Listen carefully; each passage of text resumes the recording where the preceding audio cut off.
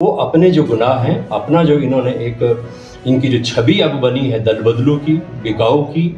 और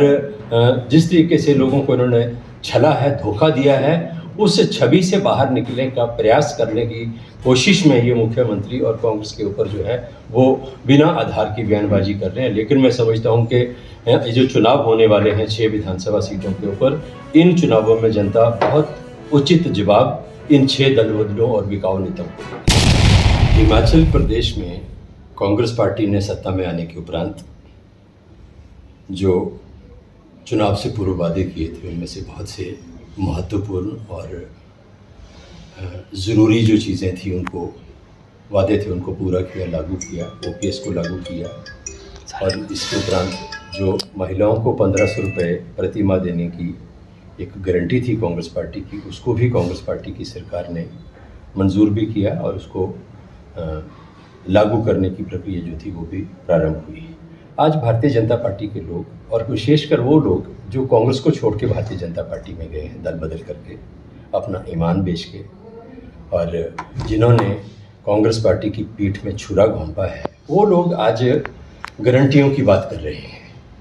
मैं ये कहना चाहता हूँ कि कांग्रेस के टिकट पर जिन लोगों ने चुनाव लड़ा, चुनाव जीता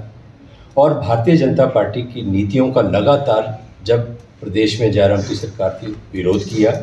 चाहे वो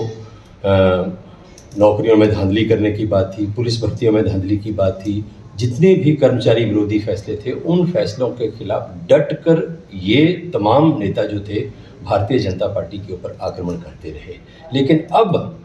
कांग्रेस पार्टी को छोड़कर उसी भारतीय जनता पार्टी में शामिल हो गए। अब ये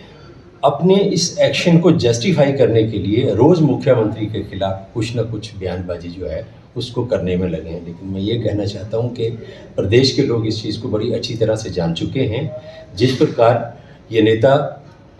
कांग्रेस में होते हुए कांग्रेस सरकार और मुख्यमंत्री को पत्र लिख रहे थे कई मसलों के ऊपर कि ये हमने कहा था, ये नहीं हुआ, ये हमारी गारंटी थी, ये नहीं हुआ, कुछ प्रश्न उठा रहे थे। कांग्रेस पार्टी और मुख्यमंत्री ने उनके तमाम पत्रों को सहजता से लिया, शालीनता से लिया और एक लोकतंत्र का अधिकार समझकर उन पत्रों के ऊपर जो था वो एक सहज प्रतिक्रिया हमेशा दी और उनका संज्ञान लेते हुए आगे बढ़ने का काम किया। लेकिन मैं उन नेताओं से अब ये जानना चाहता हूँ कि अब वो भाजपा में हैं। कांग्रेस तो लोकतंत्र में विश्वास रखती है, अब वो भाजपा में जा चुके हैं। ओपीएस को लेकर प्रधानमंत्री ने अभी असहमति जताई है कि ओपीएस ठीक योजना नहीं है।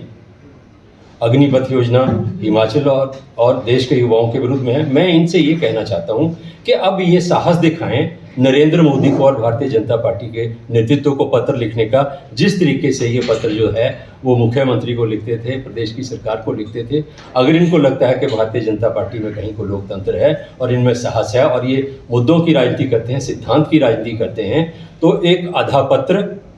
प्रधानमंत्री मोदी को लिखकर अपने फेसबुक वॉल पर डालें, पत्र मीडिया को भी जारी करें, ताकि लगे कि वाकई ये सोशल कॉज, ये जनता का जो कॉज है उसकी लड़ाई लड़ रहे हैं। वास्तविकता ये है कि इनका सारा जो इनके पत्र लिखने की, जो मुख्यमंत्री को बदनाम करने की या मुख्यमंत्री के खिलाफ जो बयानबाजी करने की इनकी नीति है, वो अपने जो गुनाह हैं, अपना जो इन्होंने एक इनकी जो छवि अब बनी है दल-बदलू की, बिकाऊ की और जिस तरीके से लोगों को इन्होंने छला है, धोखा दिया है, उस छवि से बाहर निकलने का प्रयास करने की कोशिश में ये मुख्यमंत्री और कांग्रेस के ऊपर जो है वो बिना आधार की बयानबाजी कर रहे हैं। लेकिन मैं समझता हूँ कि ये जो चुनाव होने वाले हैं 6 विधानसभा सीटों के ऊपर, इन चुनावों में जनता बहुत उचित जवाब इन 6 दल-बदलुओं और बिकाऊ नेताओं को देगी।